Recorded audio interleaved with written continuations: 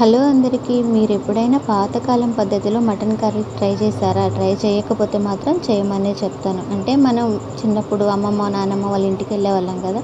అప్పుడు వాళ్ళు వండి పెట్టింది ఎవరికైనా గుర్తుంటే మాత్రం ఖచ్చితంగా కామెంట్ చేయండి. అలాంటి కర్రీయే ఇప్పుడు నేను ఈరోజు మీకైతే చూపిస్తున్నాను. ఫస్ట్ అయితే మటన్‌ని క్లీన్ చేసుకున్న తర్వాత ఉప్పు, పసుపు వేసి దాంట్లో వాటర్ రిలీజ్ అయ్యి ఆ వాటర్ అంతా ఇంకిపోయేంత వరకు బాగా ఉడకబెట్టుకోవాలి. ఏ గిన్నెలో అయితే ఉడకబెట్టుకుంటామో అదే గిన్నెలో ఆనియన్స్, పచ్చిమిరపకాయలు, టమాటాలు, పసుపు, అల్లం వెల్లుల్లి పేస్ట్, కొబ్బరి పేస్ట్ అన్నీ వేసి బాగా ఫ్రై చేసుకోవాలి. ఇవన్నీ వేస్తే ఎలా ఫ్రై అవుతాయి అనుకుంటున్నారా? ఆయిల్ కూడా వేస్తాం కాబట్టి మీడియం మంట మీద బాగా ఫ్రై చేసుకొని కూర బాగా మగ్గిన తర్వాత మన కూరలోకి సరిపడా కారం, ధనియాల పొడి ఇవి 2 మసాలాలు చాలు. ఇంక ఎక్స్ట్రా అయితే ఏమి వేయవసరం లేదు. కారం కూడా వేసిన తర్వాత ఒక 5 నిమిషాలు మగ్గనివ్వాలి. మగ్గిన తర్వాతనే వాటర్ వేసుకోవాలి. మనకి ఎంతైతే వాటర్ కంటెంట్ కావాలో అంతే వేసుకోవాలి. అసలు వాటరే వద్దనుకునే వాళ్ళు అచ్చంగా ఆయిల్లోనే చేసుకోవచ్చు. అది సిమ్లో పెట్టి చేసుకోవాలి.